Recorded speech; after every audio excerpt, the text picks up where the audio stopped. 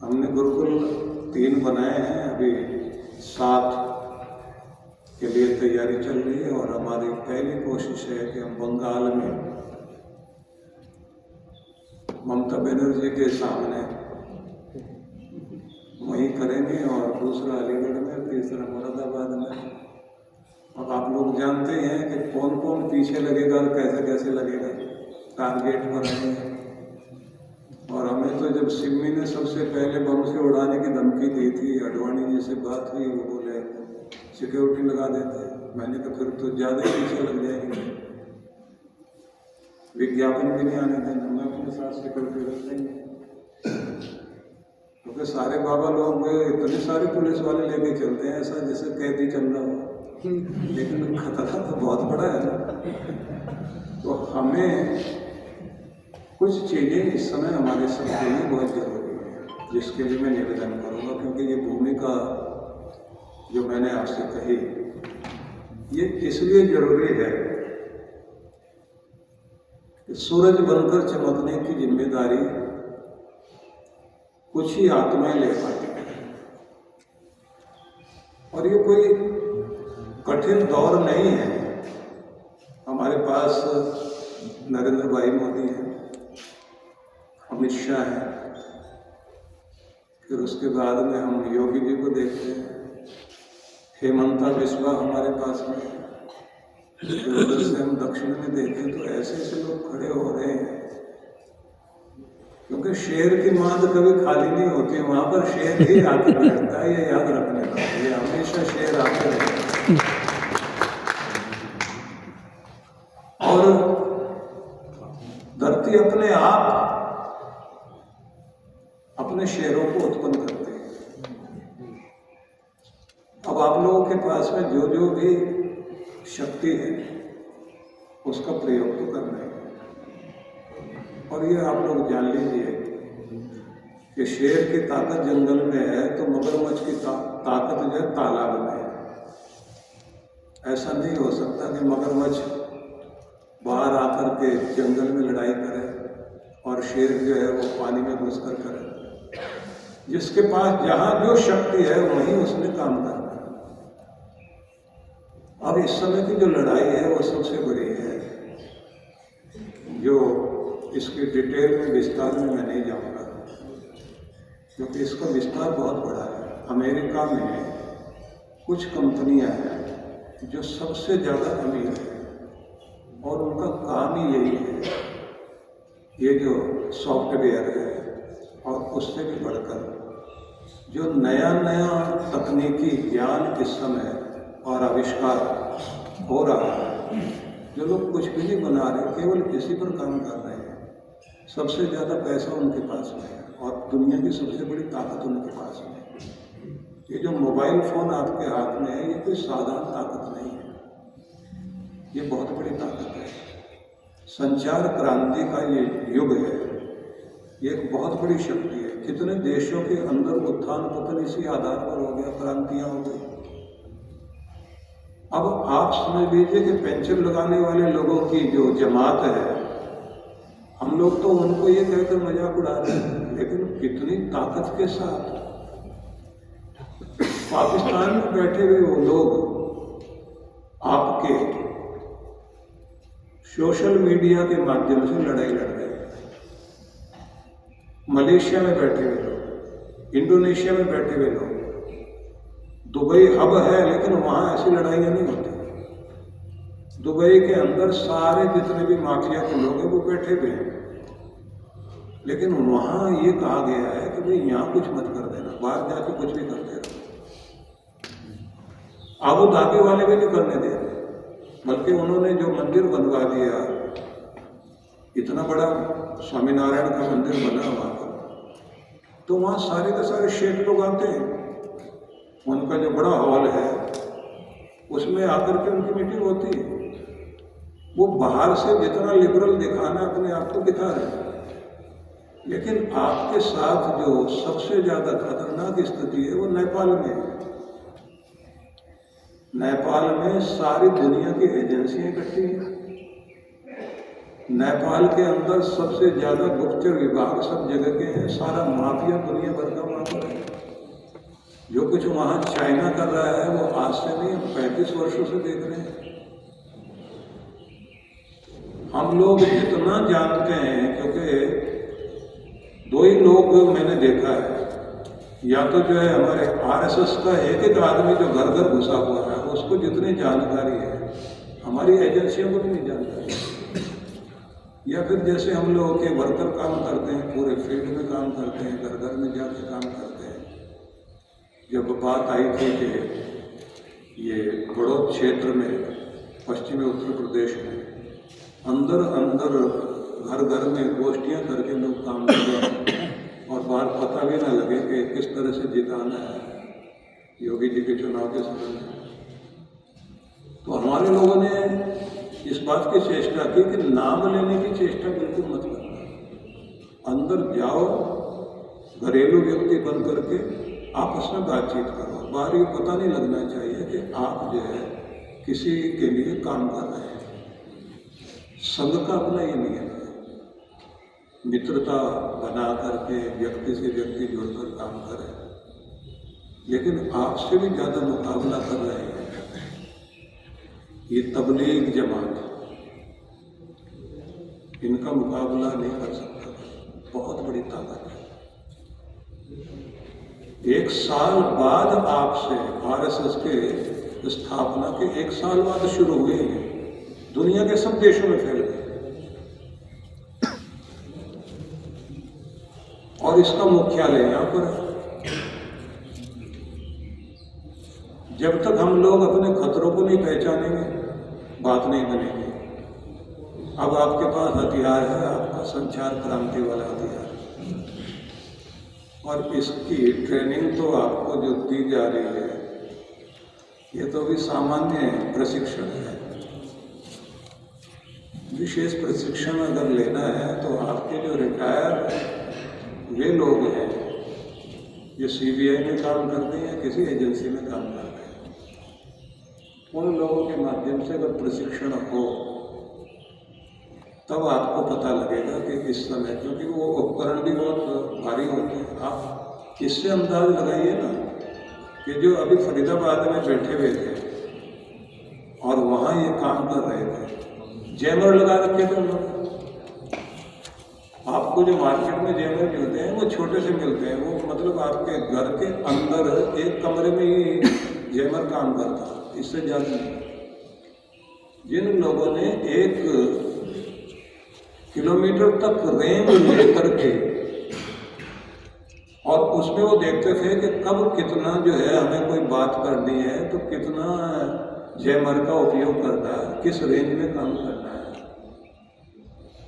उस तरह से वो लोग जो 42 उनके वीडियो आपने जो न्यूज में देख रहे होंगे, विदेशों से खतरनाक ट्रेनिंग देने के लिए 42 वीडियो उनके लैपटॉप में मिले।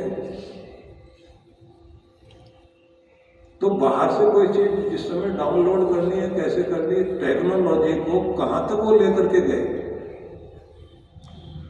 और किस ऐप के माध्यम से बाहर बात करनी है। और फिर वे लोग जो आपके विदेशी बैंक है और बाहर से पैसा आता है भारत में, और हमारे भारत सरकार भी कुछ कानून के तहत मजबूर हुई बैठी है। अगर उन सारी चीजों को हम कहने लग जाए तो इतना बड़ा खतरा दिखाई देता है कि कई बार हमारे जितने प्रचारक लोग आते हैं, संघ के जो पूर्णकालिक लोग हैं, अंदर बैठ के जब बात होती है वो बताते हैं, कुछ हम लोग बताते हैं, तो एक बार तो इतना कुछ स्थिति हो जाती है कि इतना बड़ा डर है, क्या करें। मैंने कहा इजराइल बनना पड़ेगा, बिना इजराइल वाला रूप बनाए तो काम चलेगा नहीं। तो मैं इतनी सारी बात न कहकर आपसे इतना कहना चाहता हूँ कि ठीक है, अंधेरा बहुत है, हमारे हिस्से में एक दिया जलाने की जिम्मेदारी आती है।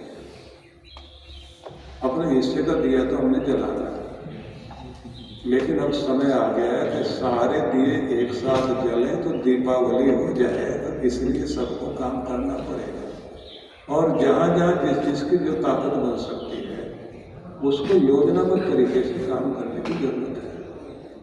इसमें अगर हम लोग लग गए अपनी संस्कृति को बचाने के लिए, अपने संस्कार बचाने के लिए, जो फिल्मों के माध्यम से काम हो रहा हो तो अलग चीज है, तो बड़ी चीज होगी। अभी तो बात यह है कि रोज रोज का आपको काउंटर करना पड़ेगा। कहीं पर भी कोई बात आ जाती है तो हमारे लोग जो है वो काउंटर करने के लिए मैसेज ही नहीं कर पाते। आप जरा उन लोगों के बारे में सोचिए ना कि जहाँ रात में कोई न्यूज आई, 9 बजे की जो है प्राइम टाइम होता है, उस समय न्यूज आई। अब उस समय की प्राइम टाइम की आई हुई न्यूज खतरनाक न्यूज है। अब उसके बाद में वो गैंग सक्रिय होता है, रातों रात पोस्टर बनता है, पोस्टर लगाने वाले आते हैं,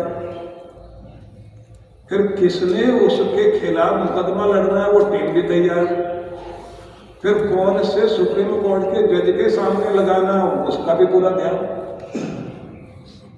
फिर कहां से पैसा आएगा उस वकील के लिए जो उस लड़ाई को लड़ेगा, उसके लिए लोग तैयार हैं। और बात इतनी नहीं, उसका विरोध करने के लिए वॉशिंगटन पोस्ट में या न्यूयॉर्क टाइम्स में लेख उसके खिलाफ जो न्यूज आई है उसके विरोध में लेख निकले, मतलब भारत के विरोध में। $1100 मिलेंगे उसको, सिर्फ $1100 की बात नहीं कि एक लेख लिखा जाएगा $1100 मिल जाएगा, उसके लिए जो पैसा दिया जाता है वहां से। तो आप समझ सकते हैं इतना बड़ा गैंग है। आश्चर्य होता है कि एक न्यूज अभी आई नहीं है, उसके पोस्टर गली गली में लग गए हैं उसके खिलाफ। आप मेरी बात को समझ रहे होंगे। किसी आतंकवादी को, अपराधी के न्यूज आई, कोई सीलमपुर का कोई एक आदमी, और ज्यादा डिटेल में तो बताना ठीक नहीं, सीलमपुर में बसा हुआ कोई आदमी, एक अपराधी, या जहांगीरपुरी का कोई अपराधी कोई अपराध कर जाता है, उसकी न्यूज आ जाती है। अब उस न्यूज के आने के बाद उसे बचाने के लिए पूरा गैंग तैयार होता है, पोस्टर तैयार होते हैं, न्यूज को काउंटर करने वाले तैयार हो जाते हैं, और फिर उसके किस तरह से अन्याय हो रहा है।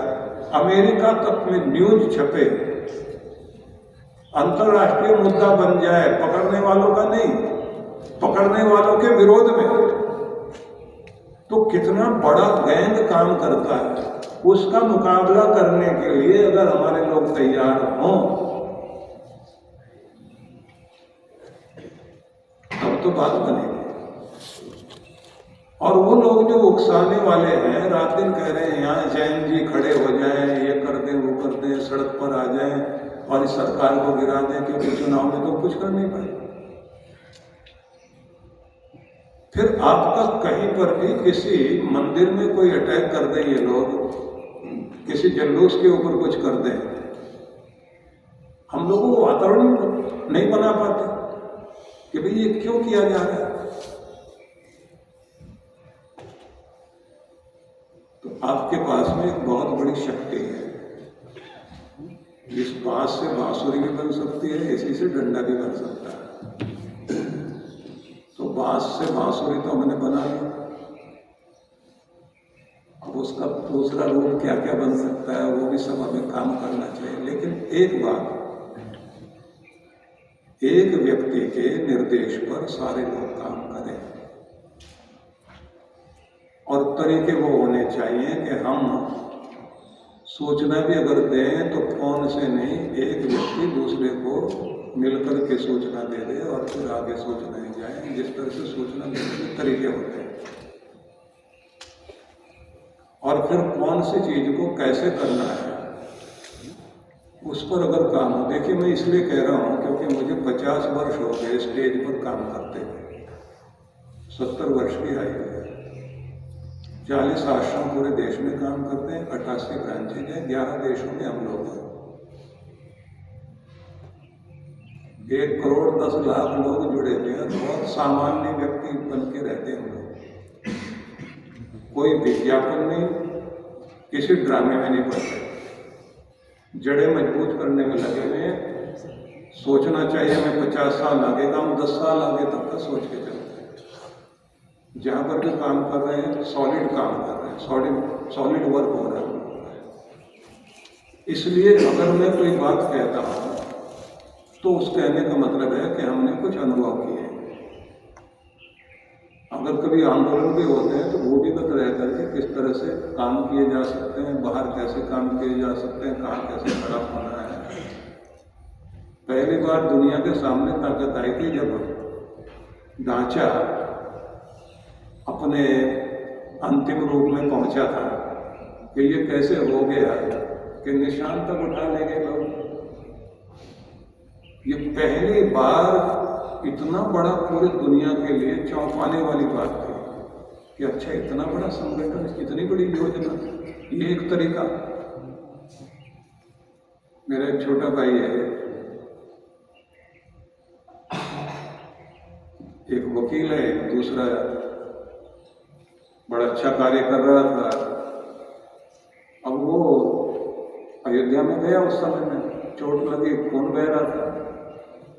जब गांव में आया, घर में आया, तो हमारे पिताजी ने ये नहीं कहा कि चोट लगी हुई है तो पट्टी कराते हैं।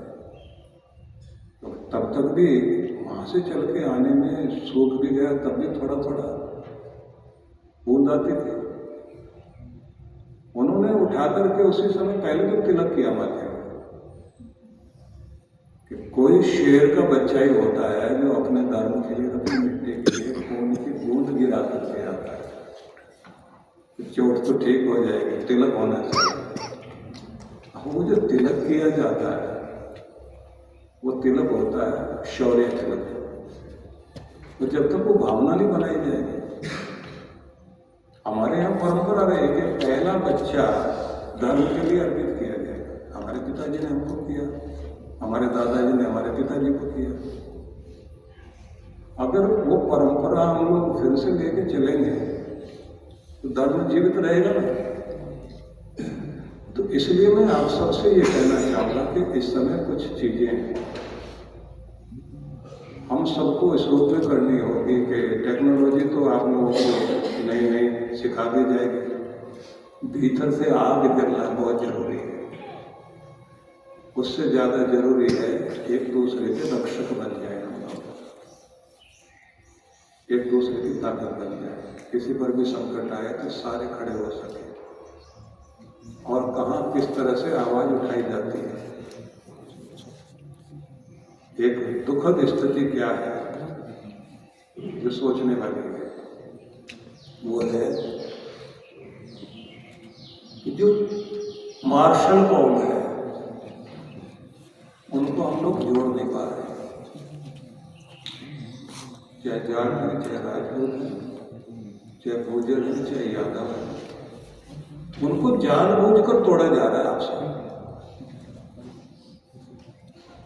हमने क्यों कहना चाहता हूँ कि एक लोग होते हैं कि चोट लग जाए लड़ाई करते करते, खून निकल आए तो लोग हाथ जोड़ देते हैं, भैया लड़ाई करते खून निकल आए। एक वे लोग हैं जिनके यहाँ खून निकल आए तो उसके बाद कहते हो भैया लड़ना पड़ेगा, ये तो खून निकल आया, ये तो अभी तक तो महिलाओं की लड़ाई थी, इसने तो निशान लगा दिया, तिलक कर दिया, अब तो खड़ा होना पड़ेगा। वो खून देखकर जिनको उबाल आता है और लड़ते हैं वो लोग चाहिए, और दूसरे लोग वो चाहिए जो आपको ये मोबाइल फोन लेके इस पे काम करते हैं। हमें तो सब कुछ चाहिए और वो लोग भी चाहिए जिनको अब तक अपमानित किसी न किसी परंपरा के कारण कर दिया गया है और उनको तोड़ने के लिए दूसरे लोग लगेंगे। अगर हम जोड़ेंगे नहीं तो ये हमारा जो समाज का शरीर है सुरक्षित नहीं रहता है। जिम्मेदारियां सारी हैं। मैं टेक्नोलॉजी पर बात करूंगा तो वो तो फिर एक लंबी चीज़ है, उस पर तो आपको बहुत सारी चीज़ें बताने वाले लोग, सिखाने वाले लोग नहीं हैं, क्या क्या उपकरण का प्रयोग किया जाए। एजेंसी वाले लोग हैं, उनका तो छोटे से कमरे में भी कुछ चीज़ें लगाते हैं, उनके अंदर 2-2 करोड़ की चीज़ें होती हैं। वो तो आपको नहीं चाहिए, आपको तो छोटी छोटी चीज़ों का प्रयोग करके काम किया जा सकता है। अब आप लोग सोच रहे होंगे हम लोगों को ये सब कैसे पता होता है। हमारे पास तो सभी तरह के लोग आते हैं ना, ऑफिसर भी आएंगे, एजेंसी वाले लोग भी मिलने के लिए आएंगे, काम करने वाले लोग भी आके बताते हैं कहाँ कैसे काम चल रहा है, कैसे हमें जो है अपना और ध्यान देना है, सुरक्षित रहना है, सबको ध्यान रखना है। हमको सबको कान खुले और आँख खुले रख करके अपने कुछ संकल्प लेकर खड़ा होना चाहिए। मैं इस समय बहुत जोश दिलाने वाली बातें कर सकता था, लेकिन उसकी जरूरत नहीं है। आपके पास जोश पहले बहुत सारा है। उसके लिए तो ऐसे बहुत सारी बातें की जा सकती हैं कि आप खड़े होकर बहुत बहुत जोर जोर से नारे लगाने लग जाए। अभी उसकी जरूरत नहीं है। अभी नारा भीतर लगना चाहिए और मन में संकल्प जागना चाहिए कि अब समय आ गया है। आप लोग इंजन हैं, सब डिब्बे बाहर हैं। जितने लोग यहाँ बैठे हुए हैं, एक एक आदमी 1-1 लाख के बराबर है। रेलगाड़ी में इंजन एक ही होता, बाकी डिब्बे होते हैं। भीड़ बाहर है, भीड़ तो अपने आप आ जाएगी। पहला पत्थर मारने वाले आदमी की जरूरत पड़ती है, बाकी तो लोग आ जाते हैं। पहला थप्पड़ मारने वाला, चोर कहकर बोलने वाला जो आदमी होता है, बस उसी की जरूरत होती है। बाकी भीड़ पीटती रहती है, वो पहला थप्पड़ लगा के चला भी जाता है। इसलिए वो सब चीजें, क्योंकि लीडरशिप क्वालिटी जगानी पड़ती है, सिखाना भी पड़ता है। अगर एक व्यक्ति, आइंस्टाइन जैसा व्यक्ति ये कहता है कि टैलेंट सिर्फ 2% होता है, 98% तो केवल उसका परिश्रम होता है। तो आपके पास जो कुछ है उसको थोड़े से प्रयास से जागृत किया जा सकता है। और मैं जिन लोगों को देख रहा हूँ आप लोगों के बीच में, एक से अद्भुत लोग हैं और आपके पास अनुभवी लोग बैठे हैं। ये लोग तो देश पितामह हैं। कल आलोक जी भी आ रहे हैं, तो वो भी आलोक फैला रहे हैं जगह जगह। और ये तो आप लोग देख ही रहे हैं कि इस समय भागवत कथा तो चल ही रही है। हमारे माननीय मोहन राव भागवत जो कार्य कर रहे हैं वो साधारण कार्य नहीं है। तो आप सबको बहुत शुभकामनाएं। और कुछ चीज़ें तो हमें इस तरह से करनी चाहिए जिसमें हमारा कैमरा, हमारा मोबाइल फोन सब बंद हो और हम चुपचाप काम करें। माननीय अशोक सिंघल जी आया करते थे हमारे पास महीने में एक बार। बहुत सारी बात ऐसे होती थी बेड के साथ, और फिर वो जब जिस चीज को कहते थे ना कि इसको संभाल के रखना, तो ऐसे मुट्ठी दबाते थे बस ऐसे। उसका मतलब होता था कि ये बात हमारी आपकी है, मुंह से भी नहीं बोल के कहना। तो वो इशारे होते हैं काम करने के। तो इसलिए आखिर में इतना ही, माँ भारती ने आपको चुना है, परमात्मा ने चुना है। आप सिलेक्टेड लोग हैं, जिम्मेदार लोग। और मैं प्रार्थना कराया करता हूँ कि भगवान से ये मत कहना कि मेरी मुसीबत और संकट दूर कर। मुसीबतों में हंसकर लक्ष्य तक पहुंच सको, इसका आशीर्वाद है।